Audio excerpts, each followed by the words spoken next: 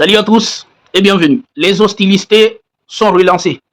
Les gars, actuellement, ils sont en train de s'attaquer encore entre les États-Unis et l'Iran et Israël. Alors, l'Iran avait averti et prévenu Israël que s'il continuait ses attaques contre le Liban, il allait relancer, il allait rentrer dans la danse. Parce qu'il n'allait pas rester les bras croisés et observer Israël continuer d'attaquer le Liban. Et là, Mujtaba Khamenei a déclaré que le régime sioniste, selon ses termes, était à bout de souffle, alors que les tensions entre l'Iran et Israël continuaient de s'intensifier. Et là, regardez, on nous dit foule iranienne. Donc, ça veut dire que l'Iran a commencé à lancer des missiles vers Israël, pendant que la foule iranienne était sortie pour apprécier. Foule iranienne scande, tandis que les missiles filent vers Israël, le ciel nocturne s'illumine de traînées brillantes, tandis que les drapeaux flottent au-dessous. Une autre vague de missiles en route. Et là, Donald Trump se présente ici pour essayer de faire l'apaisement, pour demander à l'Iran et à Israël de cesser les attaques. Trump dit, vous avez tiré vos missiles, ça suffit. Revenez à la table des négociations et signez cet accord, lance Donald Trump. Et là, regardez, ça c'est l'avertissement qu'a lancé le commandement iranien. Commandement central Khatam al-Anbiya de l'Iran. Le régime sioniste agresseur et violent, à plusieurs reprises, a le cessez-le-feu, accroît ses méfaits contre le peuple opprimé du Liban, avec le feu vert et le soutien de l'Amérique mauvais, on va utiliser des termes que vous comprenez, et si le silence des forums internationaux, jour après jour, et commet encore de mauvaises choses de guerre, en utilisant des armes interdites, y compris des bombes au phosphore, malgré les avertissements précédents de la République islamique d'Iran, le régime sioniste qui garde des enfants a utilisé des fourbes de Beyrouth en franchissant toutes les lignes rouges et en intensifiant les attaques dans le sud Liban. Il continue en disant, nous avions précédemment averti que les crimes et les fourbes de Beyrouth, tant nous attaquons les cibles et les territoires occupés, c'est-à-dire que si Israël continue ses attaques contre le Liban, l'Iran dit qu'il va rentrer dans la danse. Et vous allez voir dans le développement que l'Iran, je te dis, s'il y a une chose qu'il faut accorder aux Iraniens, c'est quand ils disent une chose, ils font ce qu'ils disent. L'armée sioniste doit cesser ses attaques sur le sud du Liban et les fourbes. Et si elle étend ses attaques dans cette région où répond aux actions de l'Iran, c'est-à-dire que si elle continue, nous allons l'attaquer. Et si jamais nous l'attaquons et qu'Israël décide de nous attaquer en retour, ils vont regretter. C'est ce que ça veut dire. Donc, et si elle étend ses attaques dans cette région où répond aux actions de l'Iran, elle fera face à des coups, des attaques et des écrans regrettables. Et la destruction commencera contre le régime et ses soutiens. Là, c'est le communiqué. C'est ce monsieur, vous le connaissez déjà. Là, nous sommes sur des Jérusalem Post qui nous dit les gardiens de la révolution iranienne ont déclaré que leurs attaques contre Israël dimanche, donc ça veut dire que l'attaque a eu lieu le dimanche. Les gardiens de la révolution iranienne ont déclaré que leur attaque contre Israël dimanche soir constituait un avertissement d'une réponse plus large qui englobait tous les objectifs américains et israéliens dans la région si les agressions se répétaient. Là, nous sommes sur le Financial Times qui nous dit Trump déclare que Netanyahou n'aura pas le choix d'accepter un accord avec l'Iran. Ah, les gars, c'est ça la réalité. Hein. Trump déclare que Netanyahou n'aura pas le choix d'accepter un accord avec l'Iran. Tu veux où? Tu veux pas où? Tu vas faire accord. Parce que moi, là, je vais sortir de cette guerre. Les corps de gardiens de la révolution islamique, Iran déclare ceci est le début d'une semaine complète de frappes continues, de vagues de missiles et de drones continuent d'être lancés jour et nuit pendant les 7 prochains jours jusqu'à ce que l'ennemi soit dissuadé et cesse ses crimes. Là, nous sommes sur Al Jazeera qui nous dit le premier ministre Benjamin Netanyahu accepte la demande du président américain Donald Trump de ne pas répondre à l'attaque de l'Iran contre le nord d'Israël, rapportent les médias israéliens. Les gars, qui est en position de force ici? Quand l'Iran dit je vais l'attaquer, mais il ne faut pas que lui m'attaque en retour. Et quand l'Iran l'attaque et que Donald Trump dit mon ami, il ne faut pas attaquer. Je dis il ne faut pas attaquer, il ne faut pas attaquer. Et que Benjamin Netanyahu revient dire ils m'ont attaqué, je ne vais pas attaquer, c'est que l'Iran n'est plus le pays faible que les gens imaginaient. C'est ça la réalité. Ça, c'est Al Jazeera. Le président Donald Trump déclare que le premier ministre israélien Netanyahu n'aura aucun choix que d'accepter un accord avec l'Iran. C'est moi qui décide. Je prends toutes les décisions. Ce n'est pas lui qui décide. On t'a rien demandé, mon ami. Tu tentes à te justifier tout seul. Et c'est ça la réalité. Il dit, le président Trump déclare que le premier ministre israélien Netanyahu n'aura aucun choix que d'accepter les accords avec l'Iran. C'est moi qui décide. Je prends toutes les décisions. Ce n'est pas lui qui décide. Là, nous sommes sur des Associated Press qui nous dit des sirènes retentissent dans le centre d'Israël et le gouvernement israélien exhorte le public à chercher un abri, affirmant que l'Iran a lancé des missiles visant le pays. L'Iran n'a pas immédiatement reconnu l'attaque. Suivez la mise à jour. Donc, ça veut dire que l'Iran a attaqué, bel et bien, l'État israélien. Et je ne dis pas attaquer, en réalité, ce n'est pas une attaque puisque l'Iran a décidé d'inclure le Liban dans le cessez-le-feu. Donc, puisque l'Iran a décidé d'inclure le Liban dans les accords de cessez-le-feu, si Israël ne respecte pas les cessez-le-feu contre le Liban, c'est comme si Israël ne respectait pas les cessez-le-feu contre l'Iran. Donc l'Iran a bel et bien le droit de riposter quand Israël s'en prend au Liban. C'est ça la réalité. Là, regardez, la Turquie veut rentrer dans la danse. Là, nous sommes sur le média de propagande israélien qui nous dit « Ces propos ont provoqué une vive réaction des autorités israéliennes. » C'est qui ici? C'est un ministre turc de l'Intérieur qui dit « Jérusalem sera à nous ». La vérité, c'est qu'Israël, ils ont pris Jérusalem de force. Et là, l'Iran leur dit Jérusalem, ça ce n'est pas l'Iran, c'est la Turquie qui leur dit l'Iran sera à nous. Et je tiens à rappeler que les Turcs sont en train de préparer un plan encore plus c'est-à-dire Israël, moi j'aimerais pas être à la place d'Israël. J'aimerais pas être à la place d'Israël. Avec tous les ennemis qui sont là. Là, regardez, le ministre dit, comme nous avons vu la liberté de Damas, d'Alep et de Karabakh, j'espère qu'un jour, par la grâce de Dieu, nous verrons aussi la liberté de Jérusalem. Lorsque j'étais gouverneur, j'avais une requête auprès de Dieu Tout-Puissant, comme vous le savez. Après avoir servi 5 ans ici, en tant que gouverneur, j'ai été muté en Jérusalem, je ne sais pas ce que ça signifie. J'y ai exercé mes fonctions pendant 2 ans et demi. La requête que je chérissais, regardez, hein, ça c'est vraiment, c'est grave. Hein. C'est-à-dire que les Iraniens convoitent Jérusalem. Et pour que les Iraniens puissent trouver Jérusalem, il va falloir, les Turcs plutôt, les Turcs convoitent Jérusalem. Je vous dis, la guerre qui est en train de se passer, c'est encore plus grave parce que c'est une guerre spirituelle. Hein. J'ai déjà fait, je peux vous analyser les prophéties, je ne veux pas rentrer dedans, mais en fait, pas parce que je crois, mais juste pour vous montrer qu'il y a des prophéties auxquelles les Israéliens croient, auxquelles les Iraniens croient, etc., etc. Et que la géopolitique de la spiritualité des prophéties autour de ces questions-là, je pense que ça ne devrait pas être ignoré par quiconque veut être sérieux pour analyser l'actualité réelle. Donc, la Turquie est en train de dire que Jérusalem sera prochainement à eux. Le Seigneur accorde-moi, ne serait-ce qu'un jour, de devenir gouverneur de Jérusalem. Je crois, c'est-à-dire que les Israéliens pensent qu'ils sont fanatiques, mais ils ne savent pas. Ils ne comprennent rien. Ils n'ont pas compris quelque chose, au fait. Ce que la Palestine, ils ne peuvent tout simplement pas l'occuper. Sinon, ça finira par la pire des manières. C'est ça la réalité. Je crois toujours que Dieu Tout-Puissant nous montrera ce jour-là.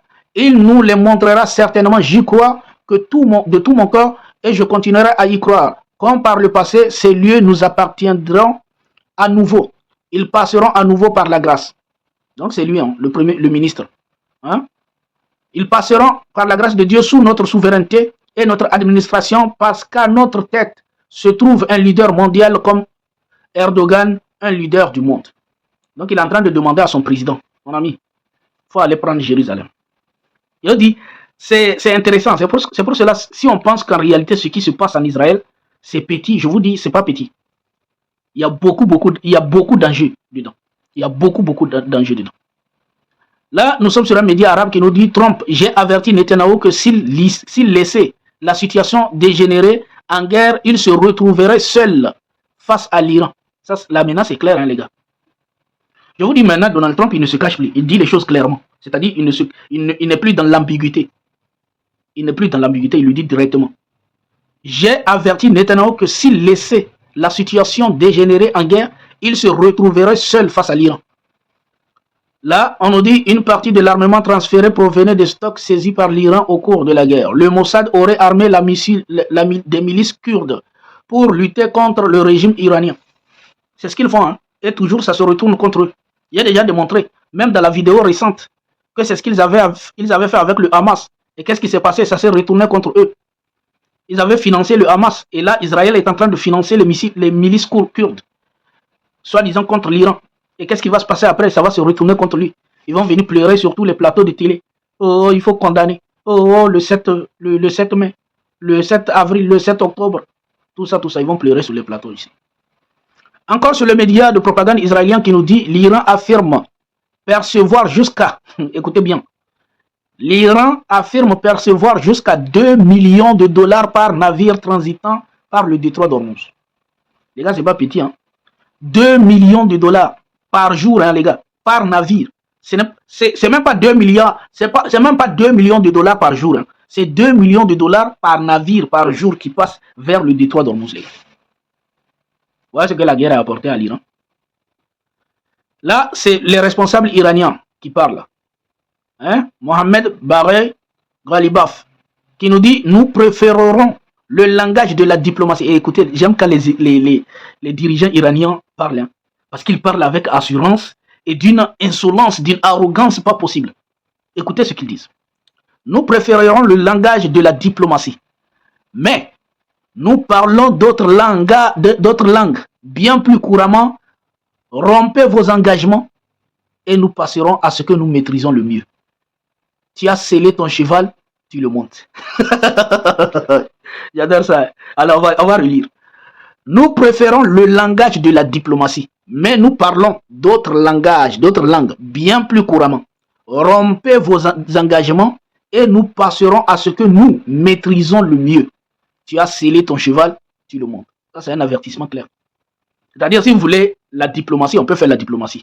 Mais on sait parler aussi la langue des poupoula. On sait parler ça aussi. Et là, on nous dit Israël, ça c'est Agence France Presse qui nous dit Israël, le ministre. Et là, c'est le ridicule, au fait. C'est pour cela que je dis la France, c'est un pays, il ne faut même pas prendre en compte, il ne faut même pas les prendre au sérieux. Il ne faut même pas les prendre au sérieux, les gars. Avec tout ce qui est en train de se passer à Gaza et au Liban. Et vous savez ce que la France trouve à dire? La France trouve à dire que Israël, le ministre israélien, Smotrich, qui promet activement l'annexion de la Cisjordanie et revendique ouvertement la recolonisation de Gaza et interdit d'accès au territoire français, a annoncé mardi le ministre français des Affaires étrangères. Ouais, les Français, quand je vous dis, c'est des comédiens. Quand c'était la Russie, il quittait, il faisait son défilé de rentrer dans les avions pour aller partout dans le monde. Hein. Il est venu en Afrique ici, il est allé en Chine, ils sont allés n'importe où pour demander aux gens de condamner, etc., etc. De sanctionner. Et là, lui, tout ce que la France trouve à dire, c'est bah, tu sais, Smotrich, tu ne vas pas venir en France. Mais qu'est-ce qu'il a à foutre de la France? Est-ce qu'ils ont besoin d'aller en France? Voici les sanctions que la France prétend prendre. Ah, la France, oh, j'ai pris des sanctions, vous savez, Smotrich, il ne viendra plus en France. Il ne va pas venir en France. Mais le monsieur, il ne va pas en France, il s'en fout de ta France. C'est ça que les sanctions que la France prend. Voici les sanctions que la France prend. C'est ça la réalité. C'est des comédiens, je vous dis. Le président, là nous sommes encore sur Al Jazeera qui nous dit le président américain Donald Trump a déclaré qu'il avait averti le premier ministre israélien Benjamin Netanyahu que s'il reprenait la guerre contre l'Iran, il pourrait se retrouver à combattre seul selon Axios. Donc l'avertissement est confirmé. Nous sommes sur des économistes qui nous disent pour Donald Trump la priorité est de conclure un accord avec l'Iran. De plus en plus, il semble être parvenu à la conclusion que cela nécessitera de sa part d'imposer des limites à Israël. Donc ça confirme l'avertissement. Donc s'il veut avoir un accord comme il le souhaite avec l'Iran, il va falloir qu'il mette des limites au baby killer, celui qui a des enfants. Là nous sommes sur Bloomberg, les gars. Je vous dis, nous sommes sur Bloomberg. Donald Trump semble vraiment vouloir que la guerre en Iran se termine.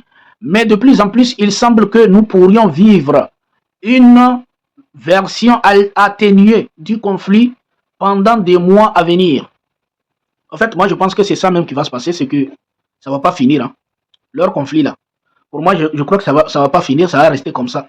Ils vont commencer par se bavarder comme ça parce que ils ne s'entendront jamais. Et c'est pour cela que je vous dis, vous allez voir qu'ils ont commencé par se frapper. Et d'ailleurs, ils ont attaqué beaucoup l'Iran. On va continuer dans l'actualité. S'ils touchent à Beyrouth, les Iraniens pilonneront le régime israélien, déclare le professeur Mohamed Marandini. Donc il avertit Israël. Là, nous sommes sur Haaretz qui nous dit au milieu d'un nouveau round avec l'Iran. Et là, regardez, c'est intéressant. Je vous dis, Israël, c'est fini pour Israël, hein, les gars. Je l'ai dit à combien de fois dans mes vidéos. Vous allez voir la confirmation. Et regardez, les sources que je vous donne, c'est les médias. Par exemple, ça, c'est Haaretz. C'est des médias israéliens qui vous le confirment. Hein. Et qu'est-ce qu'ils disent? Au milieu d'un nouveau round avec l'Iran, Israël fait face à un déficit budgétaire de défense de 15 milliards de dollars. Les gars, 15 milliards de dollars. Israël est en déficit financier de 15 milliards de dollars, les gars. Les gars, la défense, au milieu d'un nouveau round avec l'Iran, Israël fait face à un déficit budgétaire de défense de 15 milliards de dollars. Ils n'ont pas de guerre, ils n'ont pas d'armée, ils n'ont plus de système de défense. Eh, les gars, qu'est-ce qui va se passer quand tu n'as pas de guerre et que tu as des ennemis qui sont encore plus forts? Tu fais comment? C'est foutu pour foutu. Nous sommes sur Al Jazeera qui nous dit les Israéliens étaient déterminés à ne laisser aucun survivant. Le député américain Thomas Massier a exhorté les États-Unis à rouvrir une enquête sur l'attaque israélienne de 1967 contre l'USS Liberty qui agua 34 membres de l'équipage. Alors, ça, c'est une affaire en fait, c'est une affaire qui est sur le cœur des Américains. Parce qu'Israël avait déjà 34 militaires américains. Mais les Américains qui avant étaient des toutous, ils étaient des toutous, ils n'ont rien dit. Ils ont mis ça sur le tapis. Et actuellement, les députés, comme Thomas Messi, sont en train de demander au Congrès de rouvrir le dossier. C'est pour cela que je dis tout va se peser sur Israël. Tout est en train, tous les dossiers, c'est-à-dire que tout arrive au mauvais moment pour Israël. Le représentant américain Thomas Massie a déclaré devant le Congrès que de l'agent incendiaire décrit comme le napalm aurait été utilisé lors de l'attaque USS Navy en 1967. L'attaque avait fait 34 personnes qui étaient gars américains et 171 blessés parmi l'équipage du navire.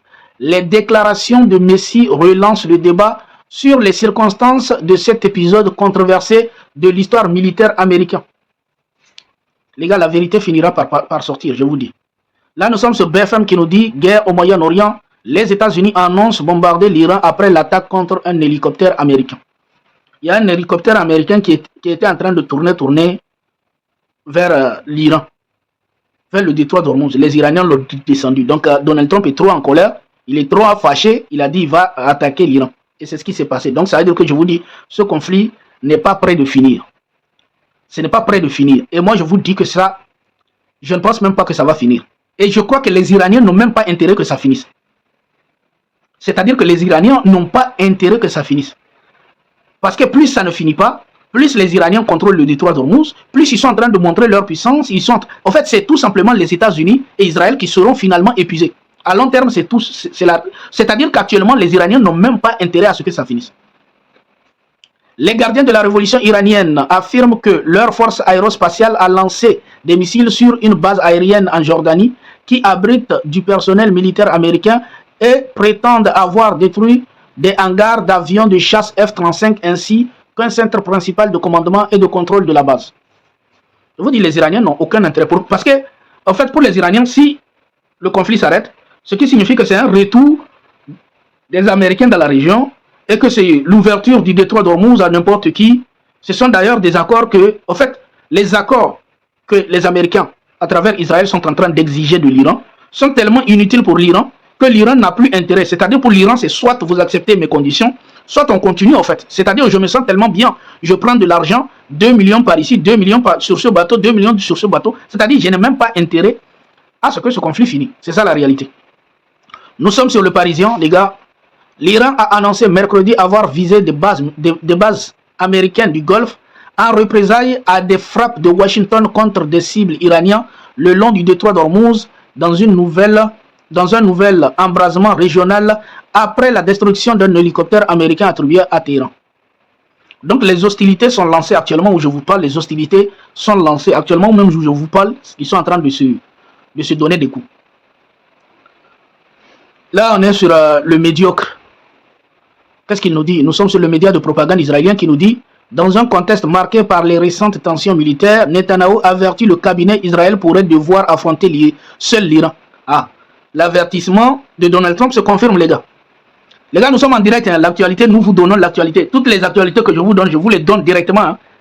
Je vous donne l'actualité directement. Vous comprenez? Netanyahou, là nous sommes sur I24 News, le média de propagande israélien qui nous dit: Netanyahou avertit le cabinet Israël pourrait devoir affronter l'Iran seul. Les Américains vont faire bye-bye. BFM nous dit: un soldat français est gars en opération au Liban, atteint par un tir accidentel. Regardez ce qu'il dit, un tir accidentel. Mais qu'est-ce qu'on a déjà vu ici? On a déjà parlé des soldats français qui sont gars, non, qui sont en train d'être gars au Liban là-bas, par l'armée israélienne. Mais la France n'a pas cœur de parler, parce qu'ils ont peur d'Israël. La France ne peut pas parler d'Israël, ne peut pas parler quelque chose. C'est-à-dire qu'Israël est en train de garder des militaires. Et il dit c'est un tir accidentel. Combien de tirs accidentels? Combien de militaires français ont été gars par Israël là-bas? Et ils trouvent toujours une justification. Là, ils disent, regardez, la France dit c'est un tir accidentel. C'est ça la réalité, les gars. Alors qu'on est en train de voir, j'ai déjà fait une vidéo sur ça. Il y a une vidéo où vous allez voir, il y a Macron qui est en train de tenir, etc. Il y a la vidéo, regardez juste. Il y a beaucoup de vidéos à regarder chez moi, les gars.